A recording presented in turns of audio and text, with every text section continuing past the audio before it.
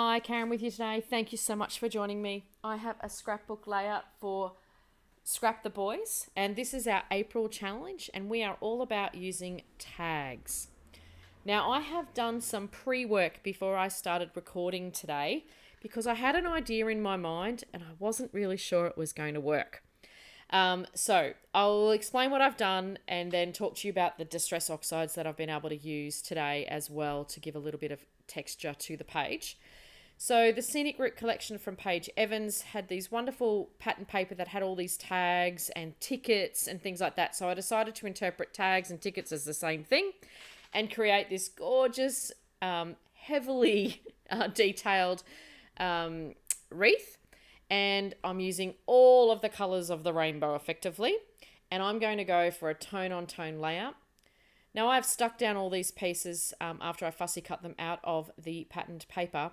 And I've not done anything in terms of how neat they are. It was really about getting some layers, and some of the colours I had more tickets than others. So I wanted to bulk things out. So I popped some of the pieces up on foam. I folded them. I crinkled them. And just kept adding layers and layers and layers of whatever I had in terms of all the tags. And I really love how that turned out. But I didn't record it because honestly, I had no idea whether this was going to be one of those things that I had in my mind, and when you do it on paper, it doesn't work. But I'm, very glad that it actually did work out in the end. And the Distress Oxide inks were just perfect, the ones that I had in my stash. I don't have a huge amount of these in my stash, so I was really excited to be able to match up every single one of them. So I'll tell you the colours that I've used today. The yellow is Mustard Seed, which is my favourite yellow ever. The orange is Dried Marigold. The green is Evergreen Bough. The next colour beside the darker green there is Speckled Egg, which is so pretty. And that was just a perfect match for those tickets. That sea blue, perfectly named Mermaid Lagoon. The first darker pink one there is Kitsch Flamingo. And then Spun Sugar is that lighter pink. And the purple that I used was Seedless Preserves. Now that's probably the only one that didn't really quite match properly because it was a little bit darker than the purple tags, but I didn't have anything else in my stash that would give that purple view. So I thought, oh well, doesn't matter. We'll just run with it and use whatever I've got.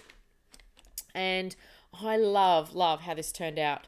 Now to create that look, all I did was use what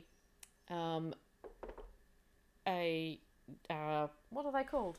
Oh my goodness, I've lost my mind. A ink blending tool, and just placed and scrubbed that underneath the tickets where I could. And that is pretty much it for the mixed media on that layout, other than my gorgeous white splatters.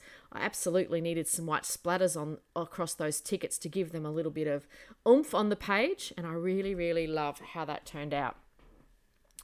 So continuing on with my layout, I was absolutely wanting to go tone on tone, not just for the inks, but also for the whole layout.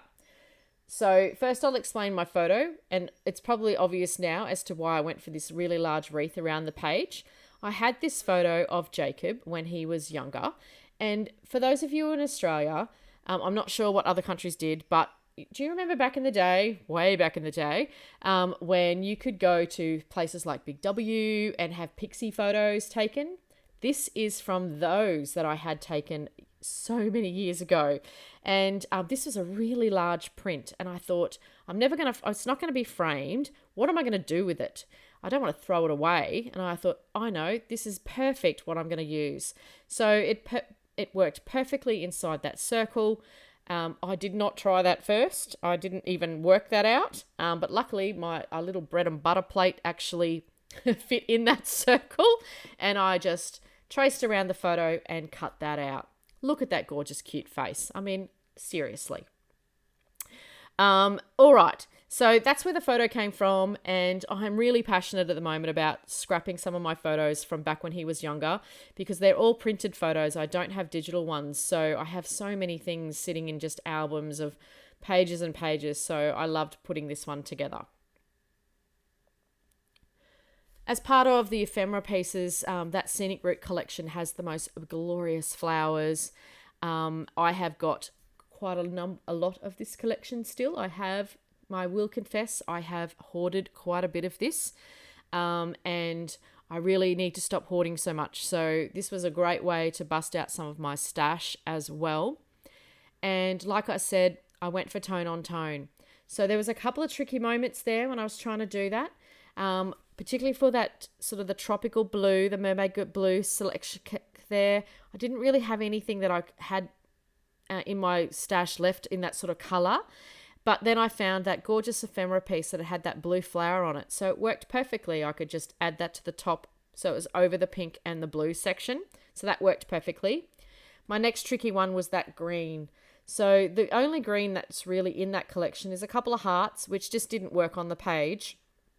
And leaves, which I just didn't want leaves in the middle of nowhere. So I was really stuck. So I went through the ephemera pieces again and the sticker sheet. And I found with the clear sticker sheet, there was that gorgeous butterfly with that beautiful green at the bottom there. I chose to ignore the fact that there's pink on that and place that up the top of the page. To glue that down, I did also only glued the stamen section of the butterfly, the body section of the butterfly, so it looks like the butterfly is fluttering around the page as well. So I found that gorgeous tag as well that says forever and always. I mean, it was just a perfect way to finish off that layout.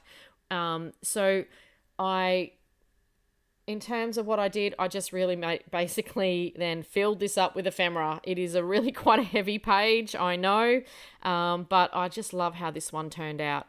I finished off with doing some gold silvery splatters, and I'm just showing you there the dimension that this page has. And I love this one so much. I can't tell you. I really love how this one turned out. It looks good in real life. It looks good in the film. I think I'm bragging about myself here, but I really do love how that one turned out. I could tuck flowers in. Excuse me, apologies. And just put ephemera pieces everywhere, but still keep those tags as being some of the major player of the layout as well. So I hope you can join us over at the Scrap the Boys Facebook group and have a play this month. Get out your tags or have a think about how you might be able to incorporate tags into a layout. We would love it if you shared what you're up to. And I will have all the information on the description box below of the blog and also the Facebook group to come and join us there and have a play. I want to thank you so much for joining me today. I've got some close-ups for you and the finished layout.